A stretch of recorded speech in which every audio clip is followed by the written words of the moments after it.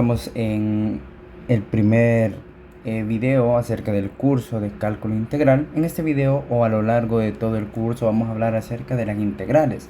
Vamos a empezar con las bases fundamentales y vamos a terminar en el campo vectorial. Pero en todo este recorrido vamos a ver acerca de las propiedades del integral, de la definición formal del integral, de las aplicaciones y también de lo importante que son las técnicas de integración.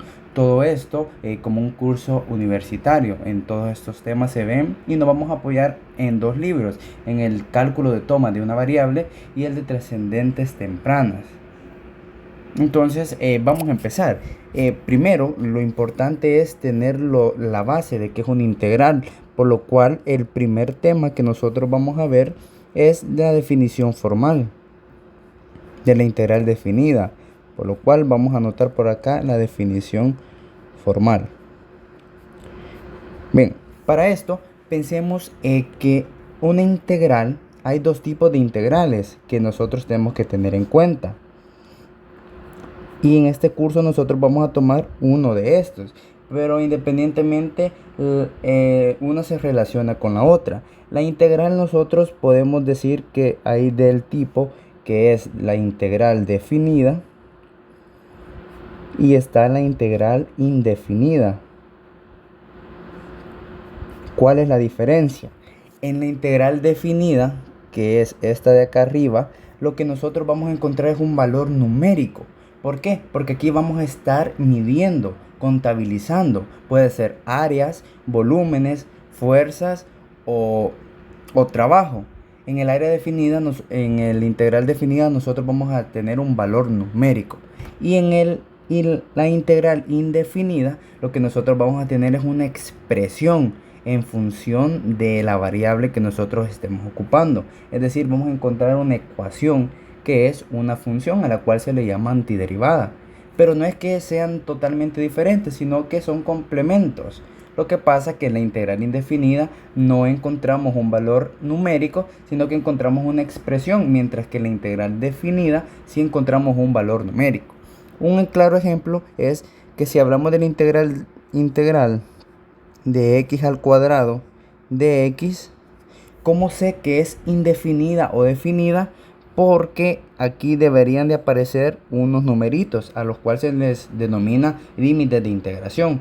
Si esos numeritos, que son los límites de integración, no aparecen, significa que estamos tratando una integral indefinida, por lo cual nosotros solo vamos a tomar una expresión, la cual, si quisiéramos calcularla, en este caso, la integral sería x al cubo sobre 3 más c, un valor constante.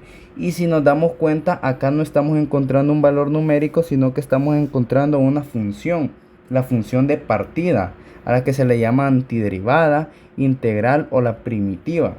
Y sé que es una antiderivada, es una integral indefinida porque tiene el más c y porque no la estoy evaluando. Incluso si partimos del mismo ejemplo, pero lo que ahora tenemos son dos números como límites de integración y ahora de la misma función, acá como me aparecen tanto abajo y arriba números, yo ya sé que es una integral definida, por lo cual aquí lo que sí voy a encontrar es un valor numérico. Dependiendo de lo que estemos buscando van a ser las unidades. Supongamos que estamos encontrando un área, por lo cual el área entonces sería a la misma antiderivada que habíamos encontrado anteriormente. En lugar de ponerle c, evaluamos en los límites de integración. Y todo esto es lo que vamos a ir aprendiendo, porque de esto se trata el curso. Y acá nos quedaría prácticamente un tercio, y como estoy contabilizando o midiendo área, lo voy a hacer que es unidades cuadradas. Y acá es la diferencia que nosotros podemos ver entre una integral definida y una integral indefinida. Acá yo estoy encontrando un valor numérico, mientras que arriba en una integral indefinida estoy encontrando una función en términos de la variable que le estoy operando. Ahora bien, entrando más en contexto con la integral definida, que es lo que nos interesa, veamos acerca de qué es. Y para eso es una pequeña introducción.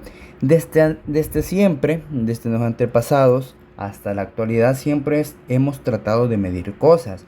Y en base a eso hemos sido capaces de poder medir el área de un rectángulo, incluso el volumen y más propiedades. Pero lo que nos importa ahorita es que hemos sido capaces de poder, de este rectángulo, una figura geométrica, poder medir su área.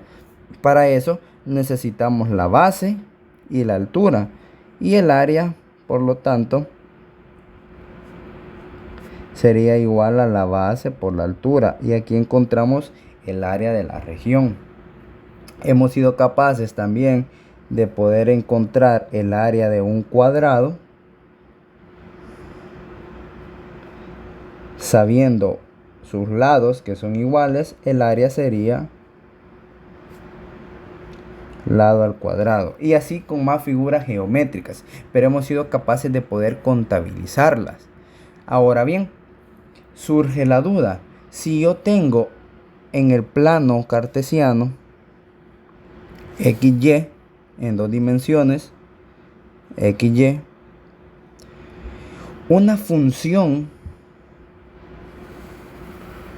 cualquiera, en este caso la vamos a poner de esta manera, una función cualquiera f de x le voy a nombrar. De momento vamos a decir que es una función cualquiera, pero vamos a ver que tiene limitaciones. Se preguntaban con anterioridad cómo podemos medir el área bajo la curva de esta función, es decir, el área que está entre la función y el eje x o el eje de integración. Pero hay que tener en cuenta algo: para medir algo tenemos que tener un inicio y un final, es decir, esa área que nosotros estamos midiendo debe estar delimitada por algo. Si nos venimos acá en nuestro rectángulo, es el área que estamos buscando, es toda esta de acá, está delimitada por los lados del rectángulo. Igual acá, el área que nosotros estamos buscando está delimitada por los lados del cuadrado. Entonces acá es importante delimitar nosotros qué región tenemos que contabilizar, porque no podemos contabilizar algo infinito. Y acá es donde provienen los límites de integración, es de dónde a dónde necesito medir. Vamos a poner acá,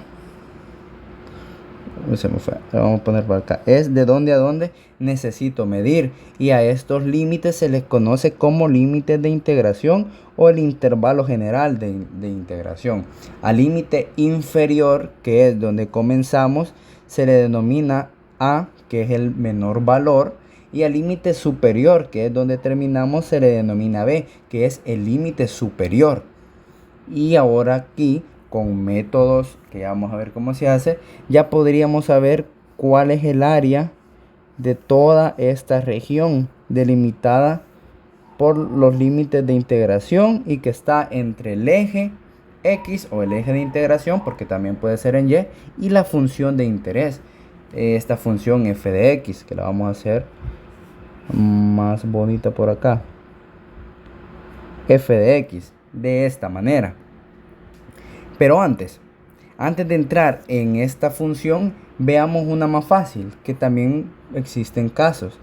Supongamos que en lugar de esa función f de x, que es arbitraria y no tiene ninguna forma y es muy compleja, tenemos otra función, y esta función es una función constante. Esta función constante nosotros podemos decir que es g de x. Si necesitáramos encontrar el área bajo la curva de esa función entre estos límites de integración a y b, nos estamos dando cuenta que por el tipo de figura que es, acá se nos está formando prácticamente un rectángulo. Y en esta ocasión, como por el tipo de función que es, la podemos aproximar como un rectángulo. Y el área de un rectángulo sabemos que es base por altura.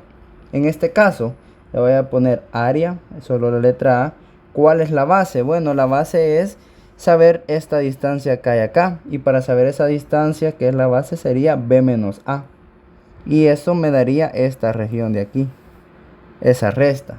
¿Y cuál es la altura? Bueno, la altura es saber qué punto es esto desde el eje hasta la función. Prácticamente sería g de x.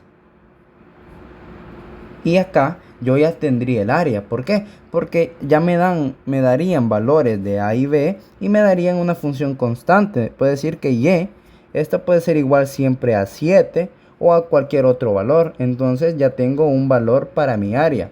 En este caso vemos que es una función sencilla. Puede existir otro caso también que sea sencillo, que la función pueda ser de este tipo. Y yo quisiera encontrar prácticamente la región delimitada aquí. Perdón, de aquí, de este punto A este punto B. Y quisiera encontrar esto de acá. Por el tipo de función, pudiera ocupar métodos para integrar o también puedo aproximarlo como un triángulo. ¿Y cuál es el área de un triángulo? Es base por altura sobre 2. De esta manera, ¿cuál es prácticamente cuál es la base? Que sería b menos a. ¿Y cuál es la altura? En este caso lo voy a llamar h de x. ¿Cuál es la altura? Prácticamente es h de x dividida entre 2. De esta manera. Estos son casos en los que podrían ser sencillos poder encontrar el área bajo la curva de una función, porque por el tipo de función se aproximan a figuras geométricas que ya sabemos cómo contabilizar sus áreas. Pero en el primer caso, que lo vamos a dejar como el último caso que viene ahorita, solo lo vamos a pasar hacia atrás. Al ser una función arbitraria que no tiene forma, puede ser más complicado de poder cuantificar. Y acá es donde aparece un nombre bastante importante, que es el nombre de Riemann, un matemático que fue capaz de poder plantear una solución a esto. Y a eso se le llaman las sumas de Riemann. Y vamos a tener en cuenta primero qué es la suma de Riemann y vamos a ver que existen 3 casos diferentes de cómo poder operar las sumas de Riemann. Pero en este curso vamos a explicar 2, que yo considero que con 2 es suficiente. El libro de Thomas y los demás libros se pueden encontrar diversos ejercicios para estos 3 métodos, pero vamos a tratar de explicar 2 detalladamente y el tercero también lo vamos a explicar, pero un poquito más rápido. Ok. El matemático Riemann dijo, voy a borrar esto de acá, ¿cómo puedo encontrar el área bajo esta curva si yo lo delimito entre A y B?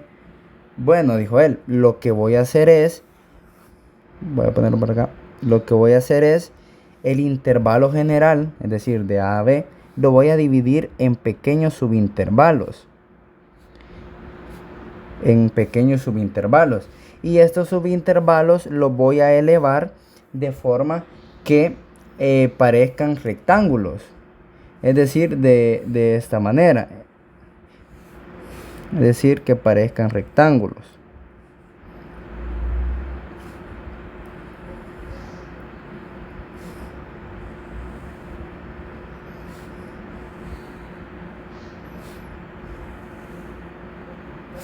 Y acá, de esta manera.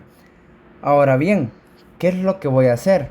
Es, como yo tengo ahora 1, 2, 3, 4, 5, 6 rectángulos, lo que voy a hacer es sumar las áreas de los rectángulos y eso me va a dar una aproximación al área bajo la curva que tiene esa función. Es decir, vino Riemann y dijo, bueno, yo tengo que el área aproximada debería de ser la sumatoria desde i igual a 1 hasta n, que n es el valor de los rectángulos, de las áreas de todos los rectángulos que yo he puesto ahí. Áreas rectángulos. Matemáticamente esto podemos expresarlo como el área aproximada es igual a la sumatoria de i igual 1 hasta n de la base, ya voy a explicar esto, por la altura del rectángulo. ¿De dónde sale delta x? Por simplicidad se dice que cuando se hace esto de los rectángulos, la base de todos los rectángulos es la misma y se le denomina que tiene una base de delta x. Lo que va a cambiar es esa altura. Esa altura viene expresada por esto de acá, que es f de x evaluada en x sub y. Pero ¿qué es eso? Ahorita lo vemos. Ya quedó claro que todos los rectángulos van a tener la misma base, que es delta x. Como es un rectángulo y el área es base por altura, es esto, base por la altura. Ahora bien, expliquemos la altura. Si yo tengo acá, antes de explicar eso, de cómo es la altura, quiero explicar algo bastante importante, que es lo de suman de Riemann por la izquierda y por la derecha, porque a partir de eso nosotros vamos a hacer la definición. ¿Sí? Entonces, quedémonos ahorita con esta parte de acá y vamos a explicar. Cuando yo tengo una función cualquiera, en los libros hay algo llamado que dicen suma de Riemann por la izquierda o suma de Riemann por la derecha. ¿Qué significa esto? Es qué punto de muestra de nuestro rectángulo vamos a tomar para poder medir la altura. Ese f de x evaluado en x sub y. Es decir, que lo que nos está diciendo es que si tenemos a Riemann por la izquierda, lo que nosotros vamos a hacer es formar nuestro rectángulo y la altura va a venir dada por este punto izquierdo. Ese punto izquierdo es la altura del rectángulo y así van a ser todos los demás. Vamos a tomar el punto de muestra de los rectángulos, el izquierdo, y así podemos ir formando todos los rectángulos prácticamente. Pero acá lo vamos a hacer y de esta manera, así como yo los estoy formando. Tomamos como muestra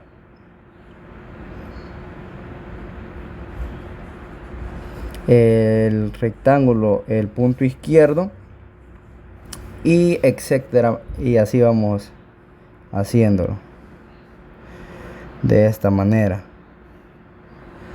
y así sucesivamente. Vamos tomando como puntos de muestra el extremo izquierdo del rectángulo. A esto se le llama suma de Riemann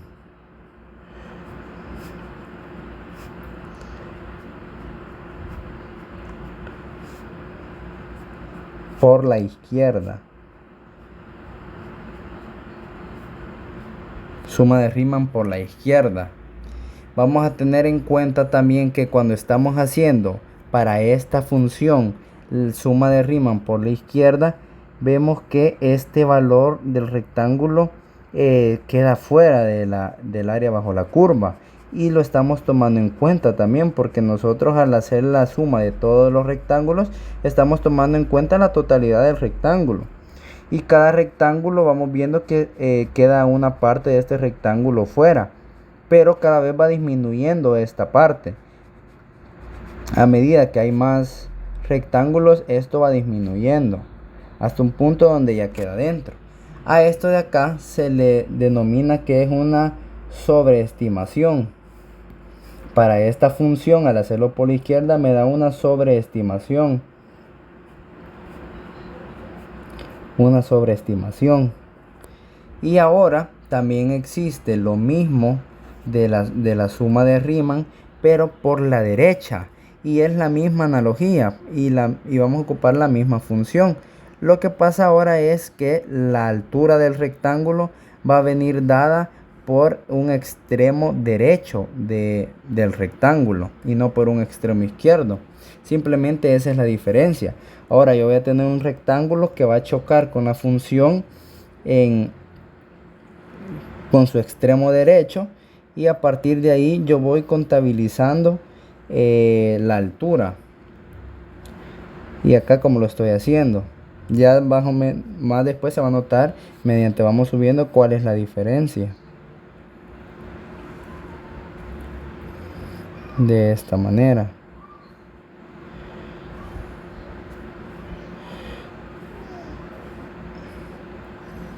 Aquí vamos viendo cómo va chocando el extremo derecho. Y ahí es donde yo voy a ir contabilizando la altura en ese punto de muestra. De esta forma. Más o menos así debería de quedar. Estos puntos de acá se les llaman los puntos de muestra derechos o riman por la derecha, que ahora la altura viene dada por los puntos derechos de los rectángulos y así sucesivamente. Ahora bien, ¿qué es lo que pasa acá? Cuando yo en esta función le estoy haciendo por la derecha, lo que pasa es que hay áreas que no quedan exactamente los rectángulos y quedan vacías estas áreas que está bajo la curva. Va quedando pequeños vacíos. A medida hay más rectángulos, esto se hace más pequeño hasta llega un punto donde ya queda perfectamente bien. Pero a esto que se le llama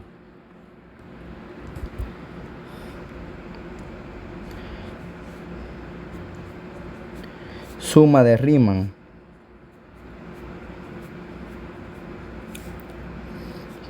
por la derecha, para esta función que es decreciente, lo que me está dando es que aquí yo tengo una subestimación. Es decir, que estoy contabilizando menos área de la que debería de haber. Y por eso es que hay diferentes formas de hacer la suma de Riemann. También está el punto medio, que es otra técnica de poder hacerlo. Y va a variar un poco el área porque puede ser que en una estemos subestimando y en otra estemos sobreestimando. No siempre va a ser que a la izquierda es una sobreestimación y que a la derecha una sobreestimación y que a la derecha una subestimación, sino que dependiendo de la naturaleza pueden surgir este fenómeno. O es una sobreestimación, ya sea en derecha o izquierda, o puede ser que sea una subestimación. Y eso es de tenerlo en cuenta. Ahora bien, haciendo esto lo explico porque las deducciones que hace el libro lo hacen tomando los puntos extremos derechos. Y es lo que yo tenía por acá. Esto de acá. Entonces voy a volver a copiar esto y me lo voy a traer para abajo. Esto de acá. Ahora bien, por eso se dan cuenta que lo que yo había hecho es que voy topando los puntos en el extremo derecho. Y ahí voy tomando la altura. ¿Cómo es la altura? La altura es que yo voy a tener valores de x1, aquí voy a tener un valor de x2, un valor de x3 y un valor de x4 y un valor de x5 y así sucesivamente dependiendo de cuántos rectángulos tenga. Para saber la altura, simplemente ese valor de x5 que yo tengo acá y se puede hacer con los demás, lo subo hasta topar a la función. ¿Y cuál será la altura? Simplemente es esa función que yo estoy encontrando su área bajo la curva evaluada en x sub 5 y ese valor que me dé será un valor en y esa va a ser la altura prácticamente. Ahí se me fue pando, pero eso será la altura de ese rectángulo. Si yo quisiera ahora esta altura, lo que yo hago es la función evaluada en x1 y al evaluarlo me va a estar dando prácticamente esta altura de acá, por lo cual se dice que si yo tengo un valor prácticamente x sub i que iba a variar de 1 hasta la cantidad de rectángulos que tenemos, es la altura de ese rectángulo. Prácticamente es esto de acá. Es la función evaluada en un valor x sub i. Y ese es x sub i representa que esta i puede ser x1, x2, x3 y x4. De manera que si nosotros tratamos de hallarle lógica, lo que sería es el área aproximada es igual a la suma de todas las áreas de los rectángulos, es decir, delta x por la función evaluada en x1, y yo aquí tengo la altura y la base de este rectángulo, más delta x, porque las bases son iguales, multiplicada por la función evaluada en x2, y ahora yo tengo el área del segundo rectángulo, que es la base la misma, y la altura dada por el punto de muestra extremo derecho, que es la función evaluada en un punto fx2, de esta manera. Y eso es lo que nosotros tenemos en conclusión, y a eso se le llaman las sumas de Riemann. Las sumas de Riemann. Y las sumas de Riemann, esto lo voy a poner como por acá para que vean de lo que se trata, y me voy a traer esta fórmula de acá. Hay valores para delta x y f de x sub i, y para x sub i. El delta x se define como b menos a sobre n, y el x sub i se define como a más y veces el delta x. Y de esta manera acá yo tengo tres fórmulas importantes que se han deducido a partir de los puntos de muestra derecho, como lo hace el libro de Thomas. Salen fórmulas similares a estas si tomamos puntos de muestra izquierdos o puntos de muestra de los puntos medios, pero aclarando que esta deducción de la fórmula se hace con puntos de muestra derecho, así como lo toma el libro. Y de esta manera pues tenemos que es una suma de Riemann prácticamente. Estas tres fórmulas son importantes a la hora de que nos digan hacer la suma de Riemann. Ya vamos a ver cómo se hace por el punto izquierdo y por el punto derecho. En este caso tenemos esta de acá, que son la suma de Riemann, y me da una aproximación al área, no me da un área exacta. Y algo importante, a mayor número de subintervalos, al que se le denomina n, en este de acá,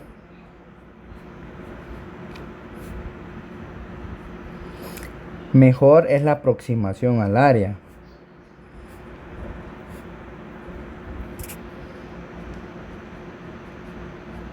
Al área real.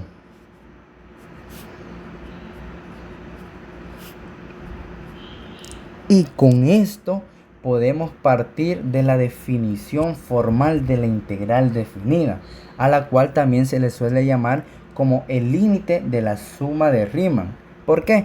Con esto que acabamos de plantear, si yo digo que el número de subintervalos, que es n, tiende a infinito, es decir, que es una cantidad muy grande, cada vez se hace más grande los subintervalos, el área va a ser la total y ya no va a ser una aproximación.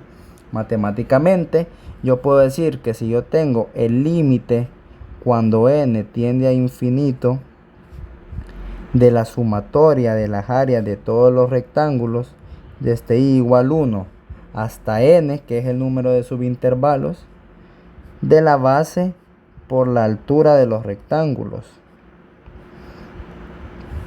Esto será igual a decir que yo tengo la integral de a b de una función f de x de x. Prácticamente a esto de aquí se le denomina la definición formal de la integral definida, que viene dada a partir de un límite de la suma de Riemann. Es decir, que cuando el número de rectángulos sea totalmente grande, infinito, que tienda a infinito, yo voy a obtener la integral de esa función, o decir, el área bajo la curva de esa función. Y a esto se le denomina prácticamente la definición formal de la integral definida. ¿Qué significa eso? Que nosotros bien podemos resolver prácticamente la integral de AB de una función f de x por diferentes métodos, o lo que podemos hacer también es y bueno, llegamos a un valor numérico C. Digamos, un valor numérico C. Pero también lo que yo puedo hacer es resolverlo mediante un límite de la sumatoria de Riemann y debería llegar estrictamente al mismo valor, delta x, y aquí tengo la función evaluada en x sub i. Y al hacer esto, yo debería de llegar al mismo valor. Pero primero se parte de esto para poder comprender esto de acá, que es lo que estamos haciendo. Y ambos métodos se ocupan y se llegan al mismo valor.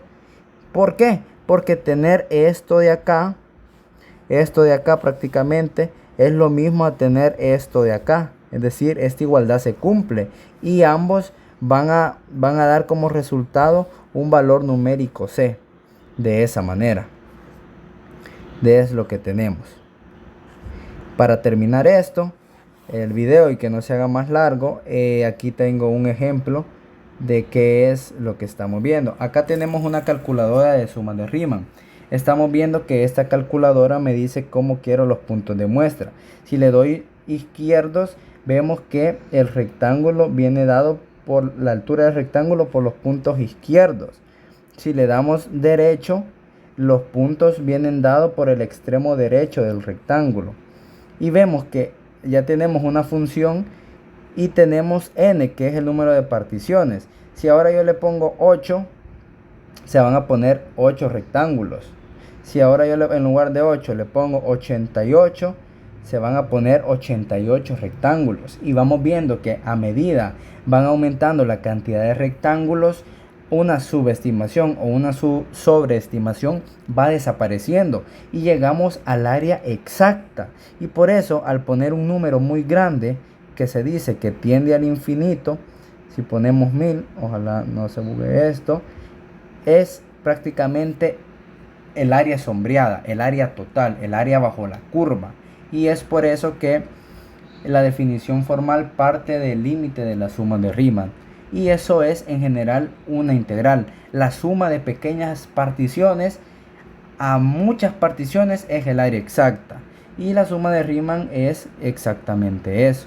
Y se puede hacer por la izquierda, por el centro y por la derecha. Y cuando tiende a infinito deberíamos de llegar al mismo valor. Pero cuando no tiende al infinito y vamos poniendo 4, 6, puede variar el área porque podemos tener una subestimación o una sobreestimación. Pero mediante hayan más rectángulos, eso va a ir desapareciendo y en cualquiera de las tres formas deberíamos de llegar a la misma respuesta. Porque es el área total y no una aproximación. Eso debe de quedar claro. Siempre que ocupemos una suma de Riemann, es decir, cuando no tiende al infinito, es una aproximación. Y entre más subintervalos tenga, más exacta es la aproximación, pero no es la exacta. Si queremos el área total, que es el área bajo la curva, necesitamos que n tienda a infinito. El número de particiones debe de ser infinito. Y por esta ocasión, esto sería todo, una introducción a qué es la integral definida, a la suma de Riemann. Posteriormente vamos a hacer ejercicios de la suma de Riemann y también vamos a ver un poco de las propiedades. Después de esto, en los capítulos posteriores, vamos a reducir la teoría y vamos a hacer más la práctica.